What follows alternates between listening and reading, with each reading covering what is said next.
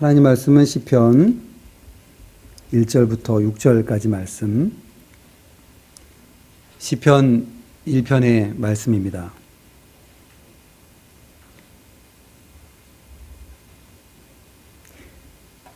제가 봉독하겠습니다. 복 있는 사람은 악인들의 꾀를 따르지 아니하며 죄인들의 길에 서지 아니하며 오만한 자들의 자리에 앉지 아니하고 오직 여호와의 율법을 즐거워하여 그의 율법을 주야로 묵상하는도다. 그는 시냇가에 심은 나무가 철을 따라 열매를 맺으며 그 잎사귀가 마르지 아니함 같으니 그가 하는 모든 일이 다 형통하리로다. 악인들은 그렇지 아니하며 오직 바람에 나는 겨와 같도다. 그러므로 악인들은 심판을 견디지 못하며 죄인들이 의인들의 모임에 들지 못하리로다.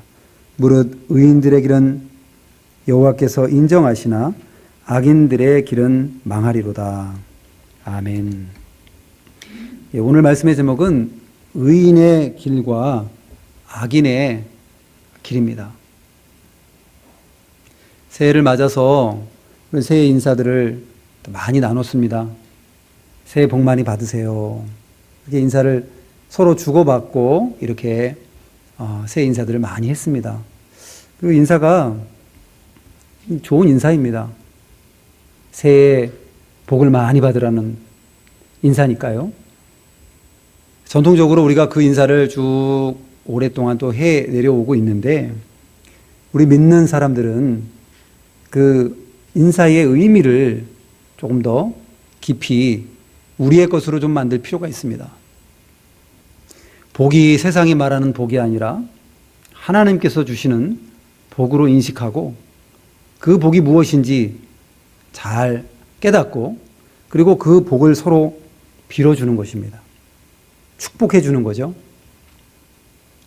그래서 오늘 의인의 길과 악인의 길인데 6절에 보면 의인들의 길은 여호와께서 인정하시나 악인들의 길은 망하리로다. 의인들의 길을 하나님께서 인정해 주신다고 기록하고 있습니다. 그리고 악인의 길은 망한다고 말씀하고 있습니다. 그러면 의인들의 길이 어떤 길이길래 하나님께서 인정해 주시는가? 사실 하나님께서 인정해 주시면 만사 오케이입니다. 하나님이 인정해 주시는데 환난이 오고 어려움이 오고 실패를 경험한 것처럼 보이고 아무리 그런다 할지라도 하나님께서 인정해 주신다는데 너무나 복된 길이 아니겠습니까? 그래서 하나님이 인정해 주시는 의인의 길이 어떤 길인가? 하나님이 싫어하시고 망하는 길로 가는 악인의 길은 어떤 것인가? 오늘 본문을 통해서 같이 살펴보고 증거하고자 합니다. 여기 1절에 보면 우리 시편 1편에 대한 이 말씀을 우리가 암송도 많이 하고 또 말씀도 많이 듣고 참 익숙한 말씀입니다. 그런데 이 말씀을 오늘은 조금 더 우리가 좀 깊이 좀 들여다보고자 합니다.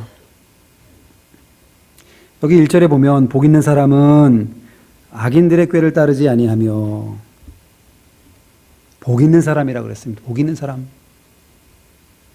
처음에 이 시편 1편에 처음 나오는 단어가 복입니다. 복. 그러면 우리는 여러 가지 복을 빌어주는데 세상에서는 이런 인사도 있더라고요. 부자 되세요. 대박 나세요. 로또 맞으세요. 이렇게 인사하는 그 인사도 본 것 같습니다. 세상에서는. 그래서 세상의 복은요, 일시적으로 왔다가 일시적으로 사라지는 것들입니다. 보통 건강의 복을 원하고 재물의 복을 원하고 화목의 복을 원하고 또 직장에서 취직과 결혼과 승진과 또 사업이 번창하는 것, 그런 복들을 세상에서는 바라고 그런 인사들을 합니다. 그러나 오늘 여기 성경에 이 복이라는 것은 원어적으로 아사르라고 하는 그 원어를 사용했는데 하나님과 교통하고 교제하면서 말씀을 순종함으로부터 얻는 보상으로서의 복입니다. 그러니까 세상에서는 그냥 복만 서로 빌어주는데 복 받을 만한 그릇을 준비하고 그리고 복 받을 만한 또 행위를 해야, 물론 행위로 우리가 구원받는 건 아니지만 상을 받기 때문에 우리가 마땅히 하나님이 기뻐하시는 바를 행해야 하나님이 복을 허락하실 것입니다. 물론 그렇지 않고 무조건적으로 주는 그 복의 의미가 구약의 바라크라는 의미로, 원어로 해서 하나님이 긍휼과 자비로 주시는 복을 뜻할 때 그 언어를 또 사용하기도 했습니다. 근데 여기에 사용하고 있는 이 복은 하나님과 동행하고 교제하고 말씀을 순종함으로부터 얻는 복을 여기는 복이라고 말하고 있는 것입니다. 세상의 복이 아무리 좋다 그래도 다 지나가고 나면 무슨 소용이 있겠습니까? 다 사라지고 없어지는 거죠. 그런데 하나님을 말씀을 순종하고, 이 뒤에도 나오겠지만 하나님 말씀을 즐거워하고 주야로 묵상하고 그대로 행해서 열매 맺는 삶, 그것은 영원히 사라지지 않을 것입니다. 내가 천국에 갈 때도 그거 가지고 갈 겁니다. 하나님이 너 뭐 하다가 왔느냐? 말씀 순종하다가 왔습니다. 그거 물어보시는 거지. 천국에서 얼마나 부자로 살다가 왔느냐? 얼마나 건강하게 살다가 왔느냐? 직책이 어디까지 올라갔냐? 차장까지 올라갔냐? 부장 차장까지 올라갔냐? 뭐 이런 직급을 가지고 하나님이 평가하시는 분도 아니십니다. 진정한 복은 바로 말씀을 순종하고 말씀을 즐거워함으로부터 얻는 복이 진정한 복입니다. 오늘 여기 복 있는 사람은 악인들의 꾀를 따르지 아니하며 그랬습니다. 그러니까 복 있는 사람은 악인들의 꾀를 따르지 아니하고, 복이 없는 사람들은 반대로 악인들의 꾀를 따라가는 사람입니다. 여기 첫 번째 생각해 봐야 될 것은 이 악인의 길입니다. 악인의 길. 악인의 길은 여기 본문에 보니까 악인의 길과 복이 없는 사람의 길과 죄인의 길과 같이 이렇게 같은 의미로, 비슷한 의미로 여기 본문에서는 사용하고 있습니다. 그렇죠?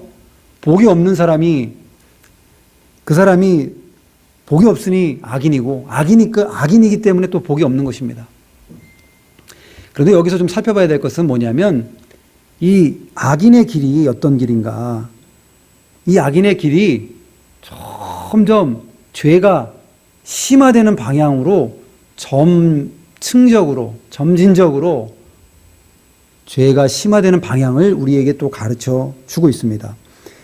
왜냐하면 복 있는 사람은 악인들의 꾀를 따르지 아니하며, 악인들의 꾀를 따라가지 않는다 그랬습니다.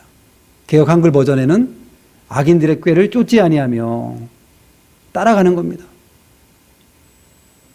처음에 이 죄를 지을 때 뭔지도 모르고 따라갈 때가 있고, 알고도 따라갈 때가 있고, 그 죄에 동조해서 그렇게 죄를 지을 때가 있습니다. 그래서 여기 그러면 악인들은 누군가? 악인의 배후에는 마귀가 역사하죠. 마귀가 악인들을 통해서 죄를 짓게 하고 우리를 미혹시켜가지고 하나님의 백성으로 살지 못하게 만들고, 마귀가 그 뒤에서 역사하는데 그것을 잘 분별하고 죄 가운데 빠지지 않는 사람이 복 있는 사람입니다. 죄를 짓는 1단계는 이처럼 죄를 따라가는 것, 동조하고, 그리고 알든지 모르든지 간에 그 죄를 따라가는 거예요. 대학 때도 저희 때는 뭐 운동권 그런 시대가 아니잖아요. 뭐 독재를 타도하자 뭐 이래가지고 데모하는 그런 시대는 아니었습니다. 저희 대학 시절에는. 그런데도 뭐 데모들이 있었습니다.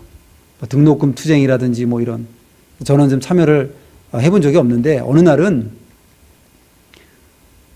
날은 각 과별로 사람들을 줄을 세워가지고 사람들을 동원하는 거예요. 그런데 저희 과에 그 인원이 부족하다고 거기에 좀 채워달라는 거예요. 그래서 도와주는 마음으로 뭣도 모르고 한번 줄을 선 적이 있습니다. 근데 알고 봤더니 시위하는 거더라고요. 뭣도 모르고 그때 뭐 1학년 때고 뭐 모르잖아요. 그래서 그냥 섰는데 알고 봤더니 막 선동을 해가지고요. 학교를 점거하고 거기에서 농성을 하는 겁니다. 막 구호를 외치고. 아이고, 따라갔는데 안 할 수가 있나요? 뭣도 모르고 따라가가지고 지금 한번 농성을 한 적이 있습니다. 그래서 이 동조하는 것이 얼마나 참 위험한 것인가, 선동되는 것이 또 얼마나 위험한 것인가, 이렇게 한번 좀 깨달은 적이 있습니다. 여기 죄인의 길을 따라간다는 것은 그와 같습니다.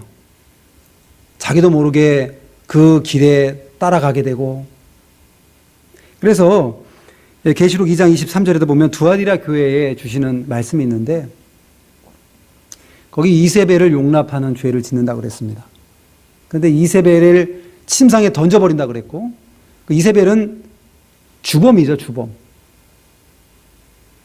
그리고 이세벨과 더불어 간음하는 자들, 이런 자들은 공범이라고 할 수 있습니다. 그 사람은 환난 가운데 던져버리신다고 그랬고, 그리고 그의 자녀들을 죽이리라, 심판하겠다고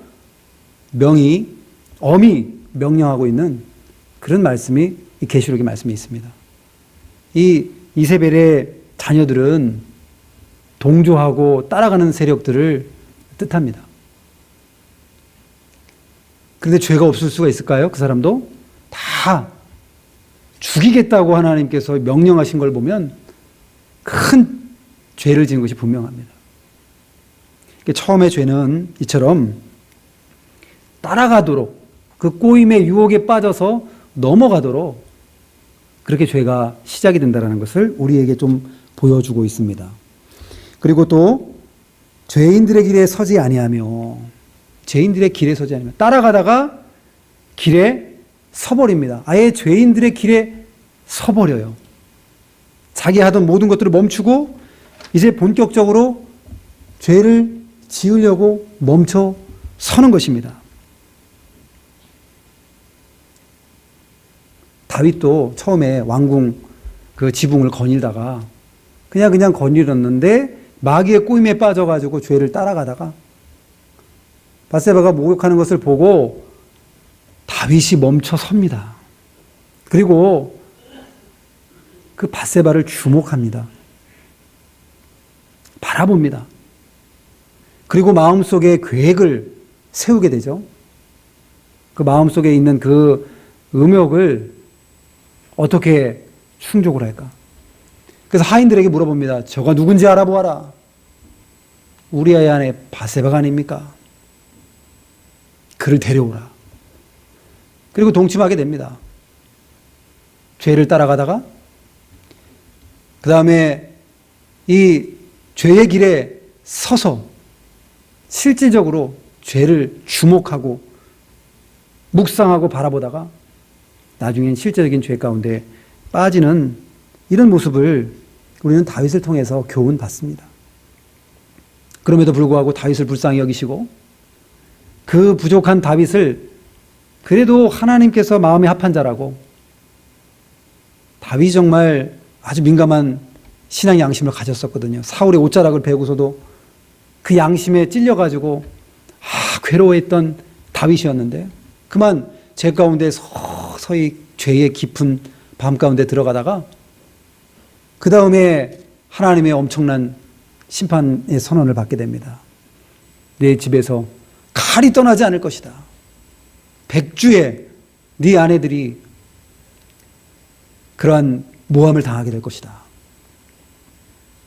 다윗이 엄청난 어려움 가운데 그 일들을 이제 겪고 또 회개하고 이렇게 나갔는데, 그럼에도 불구하고 다윗을 통하여서 다윗의 자손으로서 예수 그리스도를 보내주시고 하나님의 국률로 하나님의 뜻을, 부족한 다윗이지만 그 다윗을 통해서 이루어 나가셨습니다. 우리도 부족하고 연약하지만 죄 가운데 우리가 빠지지 않고 죄를 지을지라도 회개하고 바로 서고 돌아오면 하나님께서 우리를 통하여서 하나님이 하실 일을 해 나가실 것입니다. 죄의 길에 악인을 꾀를 쫓아가다가 죄의 길에 서다가 그 다음에 아주 여기 보면 오만한 자들의 자리에 앉지 아니하고 그랬습니다. 오만한 자들의 자리에 앉아버리는 사람이 복 없는 사람인데 그 사람이 악인이고 악인의 길로 가는 사람입니다. 아예 서서 죄를 주목하고 죄를 계획하고 그런 단계를 넘어서서 이제 자리를 펴고 아예 그 자리에 앉아버리는 죄가 이처럼 심화된다라는 것을 우리에게 가르쳐주고 있습니다. 우리는 종종 어떤 일을 하는 아주 본격적으로 그 일을 하는 사람은 자리를 폈네라는 표현을 합니다. 아주 자리를 펴고 아주 앉았네. 대통령의 자리에 앉았네. 또 왕의 자리에 앉았네라는 표현을 하는데 그 자리에 완전히 앉았다라는 것은 이제는 주도적인 세력이 됐다는 것을 말합니다. 처음에는 그저 동조하는 세력이었다가 그 다음에는 공범의 세력, 마귀하고의 공범이겠죠. 그리고 나서는 이제 자기가 완전히 마귀가 원하는 마귀의 종이 되어서 여기 오만한 자의 자리에 앉아버리는 누를 범하는 것입니다. 교만은 마귀의 대명사죠. 마귀의 별명. 교만의 왕은 마귀고 겸손의 왕은 예수님이십니다. 근데 오만한 자의 자리에 앉았다. 물론 여기에서의 오만이라는 뜻은 조롱하다, 비웃다라는 그런 뜻입니다. 조롱하는 거예요. 비웃어요. 하나님이 하시는 일을 비웃습니다. 조롱합니다. 그 사람이야말로 오만한 사람이고 교만한 사람이죠.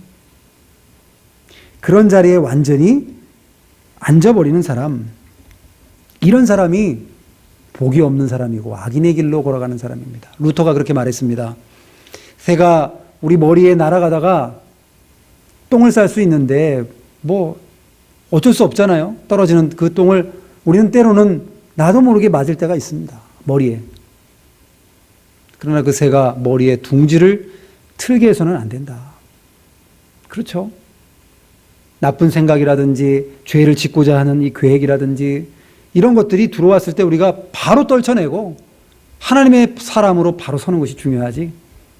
그렇지 않고 그것을 내버려 두고 허용하고 죄를 따라가다가 죄의 길에 서다가 오만한 자리에 완전히 앉아버린다고 한다면 그 사람은 이 6절의 심판의 말씀처럼 망하는 길로 가는 사람이 될 것입니다.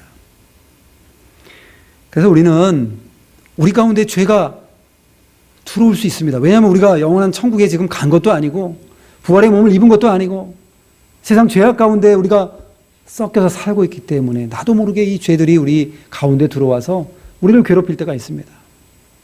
그럴 때 우리는 즉각적으로 회개하고 즉각적으로 돌아오고 즉각적으로 말씀으로 돌아오고 신앙 양심을 따라 돌아오고 성령의 감동을 따라 돌아오고 이런 삶을 우리가 살아야 합니다. 마태복음 5장 25절에도 보면 너를 고발하는 자와 함께 길에 섰을 때에 급히 사와하라.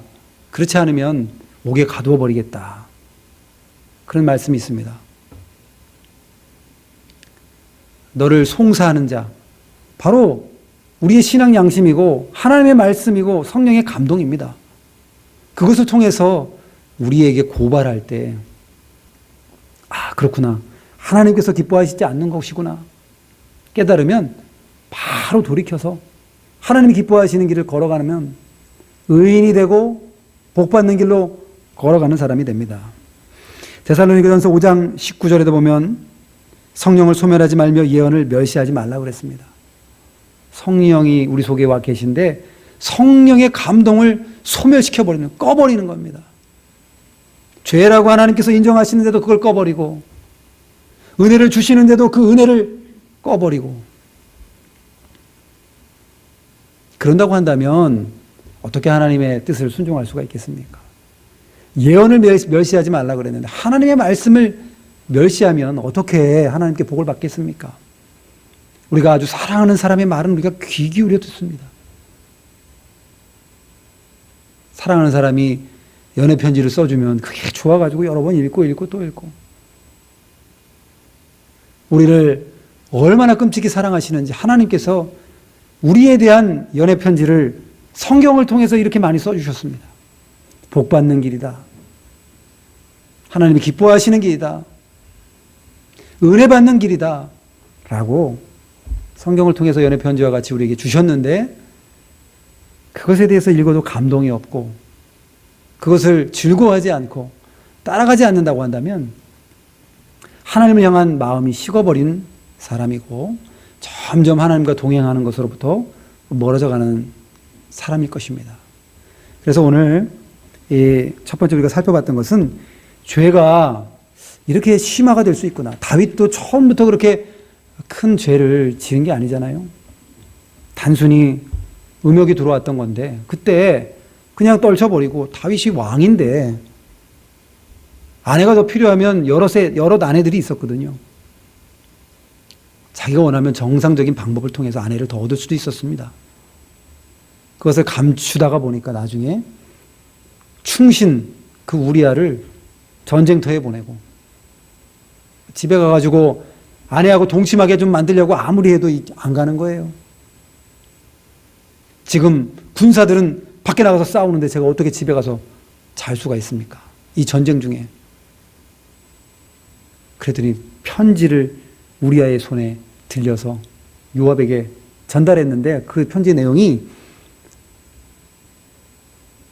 우리아를 죽이라는 것입니다.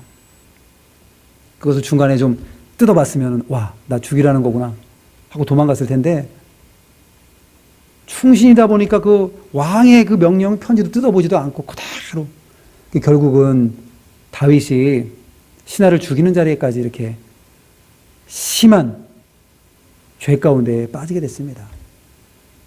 우리는 마귀가 우리를 꼬일 때에 처음부터 그것을 차단할 줄 아는 그 지혜를 우리가 분별하고 가진다고 한다면 2022년도 이 새해에 복이 없는 사람이 아니라 복이 있는 사람이 될 것이고 악인이 아니라 의인의 길을 걸어갈 것입니다. 구체적으로 이제 의인의 길이 나오는데 2절에 보면 오직 여호와의 율법을 즐거워하여 그의 율법을 주야로 묵상하는도다. 이 사람이 누구냐면 복이 있는 사람입니다. 그의 율법을 여호와의 율법을 즐거워하는 사람, 하나님의 말씀을 좋아하는 사람, 기뻐하는 사람, 예배 드리기를 좋아하는 사람, 말씀 듣기를 좋아하는 사람, 성경 읽기를 좋아하는 사람, 하나님께 감동을 받기를 좋아하는 사람, 하나님을 좋아하는 사람이죠. 하나님을 즐거워하는 사람. 하나님을 즐거워하니까 하나님의 말씀도 기뻐하는 것입니다. 느헤미야 8장 10절에 보면 여호와로 인하여 기뻐하는 것이 너희의 힘이니라 그랬습니다. 여호와를 기뻐하는 것이 너희의 힘이라. 그렇죠. 하나님을 우리가 기뻐하면 그것이 우리에게 힘이 됩니다. 하나님을 기뻐하고 하나님을 의지하고 하나님께 감사하고 하나님이 하시는 일을 인정하고 그렇게 나가는데 그 사람이 얼마나 즐겁고 행복한 길을 걸어가고 있는 사람입니까? 다만 우리가 하나님의 말씀을 순종하지 못하고 하나님의 말씀을 인정하지 못하고 하나님께서 만들어주신 주권과 섭리 가운데 있는 이 상황을 인정하고 받아들이지 못할 때에 그것 때문에 문제가 많이 생기는 것이지. 하나님을 기뻐하고 하나님의 말씀도 기뻐하고 하나님의 말씀이 기쁘고 즐거우니까 하나님과 동행하는 사람입니다. 하나님과 언제나 대화하고 하나님과 언제나 물어보고 이런 사람이 이 복된 사람인 것입니다. 복이 없는 사람들은 악인의 꾀를 쫓아간다 그랬는데 이 복 있는 사람은 하나님의 말씀과 하나님을 쫓아가는 사람입니다. 복이 없는 사람은 말씀을 멀리하고 이 악인의 죄인의 길에 서서 그 죄를 묵상하고 죄를 계획하고 죄를 주목했던 그런 사람이라고 한다면 복 있는 사람은 하나님의 말씀을 주목하는 사람입니다. 그래서 여기 보면 여호와의 율법을 즐거워하여 그의 율법을 주야로 묵상하는도다. 하나님의 말씀을 주야로 묵상하는 사람, 하나님의 말씀을 생각하고 하나님의 말씀을 어떻게 내가 실천할까 계획하는 사람, 생각을 계속 하는 사람, 그 사람이 복이 있는 사람입니다. 영어에도 이 생각이라는 묵상, 사고, 생각, 사색이라는 표현을 컨템플레이션이라는 그 단어가 있습니다. 그런데 그 단어가 이 컨테이너에 뭐에 담듯이 그 어원이 비슷합니다. 뭔가 내용물을 담는다라는 뜻이 있습니다. 하나님의 말씀을 묵상하는 사람은 하나님의 말씀을 담는 겁니다. 우리의 머리에, 우리의 사상에, 우리의 생각에 담는 사람입니다. 그 사람이 복된 사람이죠. 복이 없는 사람은 세상의 것을 담고 세상의 온갖 정보들을 이 머릿속에 담아내니까 하나님 말씀이 들어갈 공간이 없고 하나님이 주시고자 하는 복을 다 받아 누릴 수 없는 사람이 되어버리고 맙니다. 그래서 오늘 하나님의 은혜도, 은혜 받는 그 의인의 길도 이렇게 점층적으로 심화되는 것을 볼 수가 있는데, 여호와의 율법을 즐거워하여 그 율법을 주야로 묵상하는 자로다. 저는 시냇가에 심은 나무가 시절을 쫓아 과실을 맺으며 그 잎사귀가 마르지 아니함 같으니 그의 행사가 다 형통하리로다. 개역 한글 버전, 우리가 익숙한 버전으로 제가 읽었습니다. 그 사람은 마치 시냇가에 심은 나무가 시절을 쫓아서 과실을 맺고 그 잎사귀가 마르지 아니함 같은 놀라운 역사가 일어난다는 것입니다. 여기에서의 이 시냇가는 그냥 간헐천처럼 비가 오면 물이 흘렀다가 비가 오지 않으면 말라버렸다가 그런 시냇가가 아닙니다. 여기에서의 그 시냇가는 계속해서 물이 흐르는, 이 원어에는 팔라그라고 하는데 인공수로를 뜻한다고 합니다. 인공수로. 인공수로를 쫙 만들어 놓으면요, 가뭄이 와도 저수지에서부터 물을 쫙 공급해가지고 365일 언제나 그 물이 마르지 않는 그런 수로를 팔라그라고 한다는 것입니다. 그게 시냇가예요. 여기 본문의 시냇가. 하나님의 은혜의 원천으로부터, 은혜의 저수지로부터, 은혜의 강물로부터 공급을 계속 언제든지 이 받는 사람이 복이 있다라고 말씀하고 있는 것입니다. 가뭄이 와도, 그 어떤 어려움이 와도 그는 시냇가에 심은 나무가 철을 따라서 열매를 맺는 놀라운 역사가 일어난다는 것을 보여주는 것입니다. 물이 없으면 살 수 없죠. 사람도 살 수 없고 식물도 살 수 없고. 다큐멘터리 한번 지나가면서 다 보지는 못하고 이렇게 TV 채널을 어쩌다 돌리다 보면 다큐멘터리 그 채널이 나와서 잠깐 본 적이 있는데요. 미국에도 기후변화가 일어나서 나무들을 그냥 다 뽑아버리더라고요. 왜냐하면 나무들이 말라가지고 죽어버리는 거예요. 가뭄 때문에. 나무 하나 두 개를 뽑아버리는 것이 아니라 십만 평인지 수백만 평인지, 거기는 땅덩어리가 엄청 넓기 때문에 나무 몇 그루 심는 게 아니라 저 봐도 끝이 보이지 않아요. 나무들이 일렬로 쫙 있는데 그거를 중장비 포크레인으로다가 하나씩 다 뽑아버리더라고요. 왜냐하면 죽었으니까, 땅을 버리고 있으니까. 물이 없으면, 하나님의 은혜가 없으면 살아갈 수가 없습니다. 복이 있는 사람은 말씀을 즐거워하고 말씀을 묵상하고 그 말씀을 순종해서 열매를 맺는 사람입니다. 여기 그 은혜 가운데에 그 열매를 맺으며, 철을 따라 열매를 맺으며 그 잎사귀가 마르지 아니함 같으니 그가 하는 모든 일이 다 형통하리로다. 그래서 하나님이 복을 주시고 형통한 길로 인도해 주십니다. 형통이라고 한다면 우리는 보통 잘 되는 걸 말합니다. 자녀도 잘 되고 건강도 좋고 뭐 돈도 많이 벌고 직장도 승승장구하고, 그 형통이죠, 물론. 그러나 하나님이 바라보시는 형통은 하나님이 원하시는 길로 인도함을 받는 사람이 형통한 사람입니다. 고난의 길로 가도 형통이고 환난의 길로 가도 형통이고, 그 사명을 감당하면서 하나님이 원하시는 길로 인도함을 잘 받는 사람, 말씀의 인도와 주장을 잘 받는 사람이 형통한 사람입니다. 바울도 형통한 사람입니다. 바울이 순교돼서 순교당했는데요, 죽었는데요. 그래도 그는 형통한 사람입니다. 하나님이 바울에게 허락한 그 뜻을 다 본인이 순종하고 그 사명을 끝까지 감당했기 때문에 그 사람은 형통한 사람입니다. 그저 세상적인 형통과 물질적인 형통과 육신적인 형통이 아니라 영적인 형통, 하나님과 같이 동행하는 형통, 이런 형통이 있을 것을 말하고 있는 것입니다. 우리도 한번 적용해 볼 수 있는데, 물이 말라버리면 식물이 죽고 동물이 죽는 것과 같이 우리도 이 은혜의 촉촉함이 말라버리면 메말라버리게 되고 우리의 신앙이 아주 건조한 신앙이 되어버립니다. 감사의 눈물이 말라버리고 회개의 눈물이 말라버리고 구제와 국률의 눈물이 말라버리고 이런 눈물이 말라버린다고 한다면 그 사람은 은혜의 가운데 떠나는 사람이고 복이 없는 길로 가는 사람이고 악인의 길로 점점 갈 수 있는 그런 사람이라고 할 수 있습니다. 우리는 눈물을 시냇가와 같이 하나님이 주시는 은혜 가운데에 우리의 꼭 그렇다고 눈물을 꼭 흘려서 기도하고 그런 것이 아니라 하나님을 향하여서 감사할 수 있는 정말 진심으로부터 우러나오는 마음, 진심으로부터 우러나오는 회개의 마음, 국률의 마음, 남을 불쌍히 여기는 마음,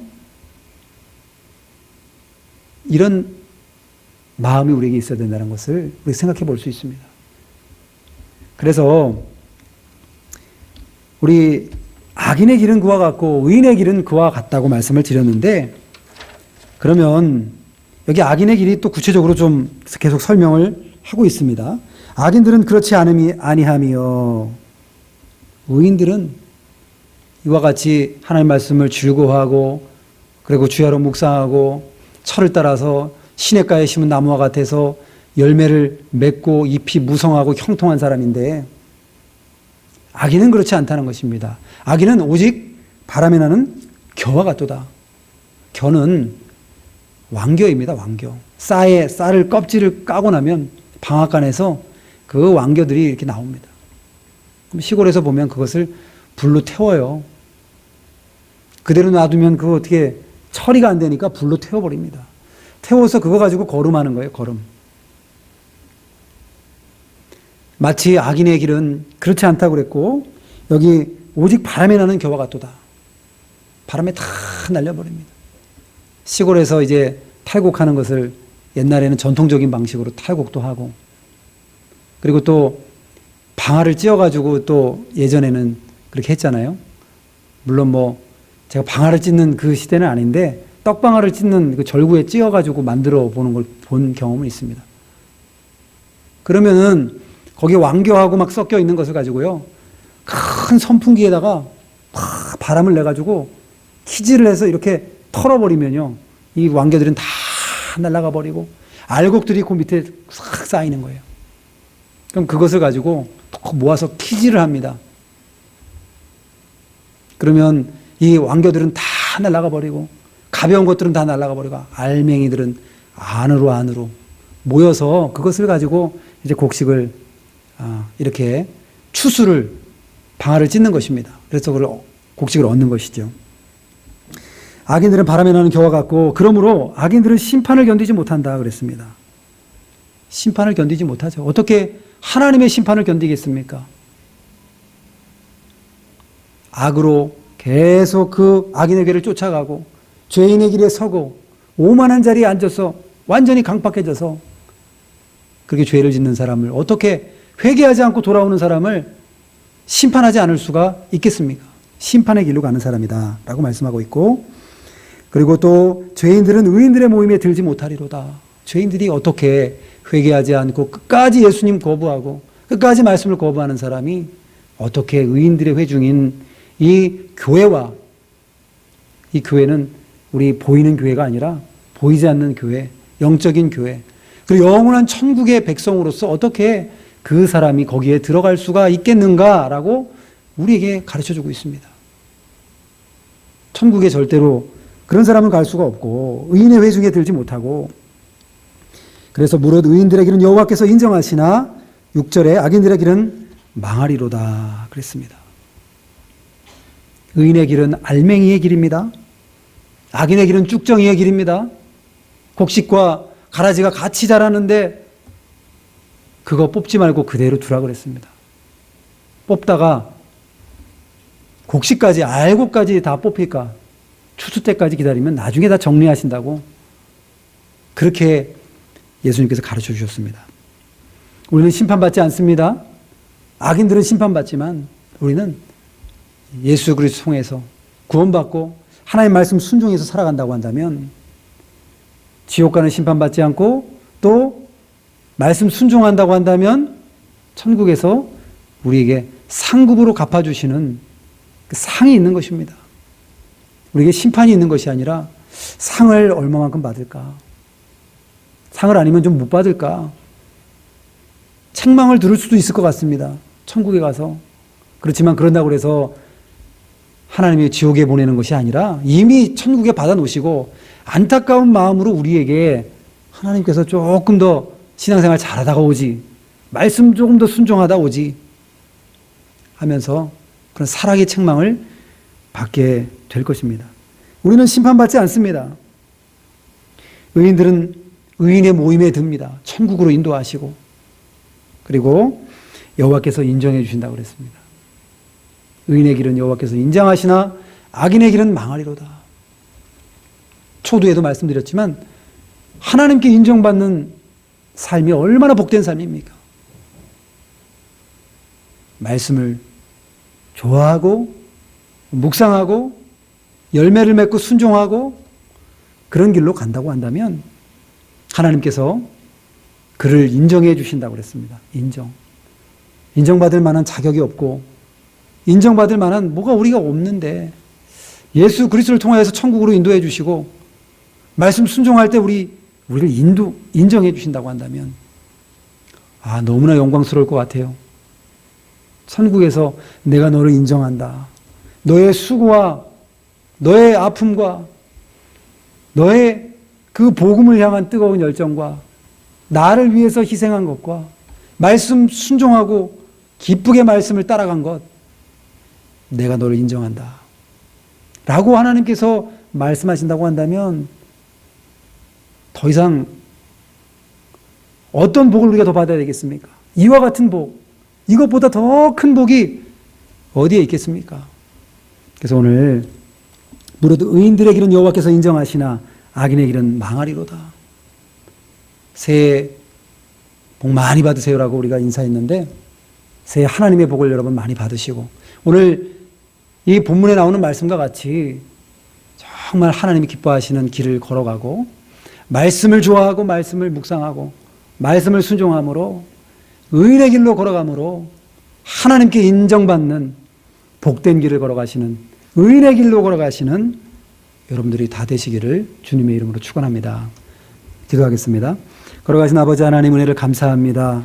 의인의 길과 악인의 길을 우리에게 알려주시고 또 세상의 복이 아니라 하나님과 동행하며 말씀 순종함으로 얻는 복을 받기를 원하셔서 오늘 시편 1편을 통하여 우리에게 또 깨닫게 해주시니 감사합니다. 하나님의 말씀을 즐거워하여서 묵상하고 그리고 그 말씀을 순종해서 열매를 맺는 저희들의 삶이 되어서 하나님께 인정받는 저희들이 다 되어줄 수 있도록 인도하시고 2022년도 승리하고 또 소망으로 인내하고 승리할 수 있는 저희들이 다 되어줄 수 있도록 은혜 베풀어 주시옵소서. 예수님의 이름으로 기도하옵나이다. 아멘.